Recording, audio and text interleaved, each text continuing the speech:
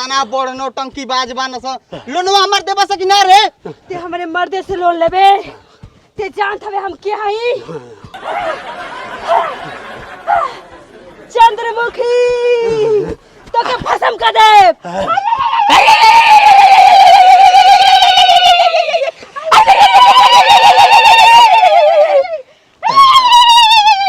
भाई ए तू इनका बेटा हुआ ना हाँ इनका बेटा है। हाँ तो लोन तू दा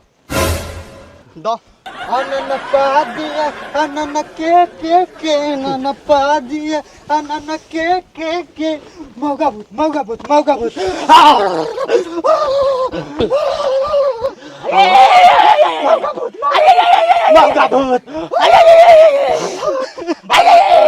भस्म कदम ते लोन मांगतले भस्म कदम मौका भूत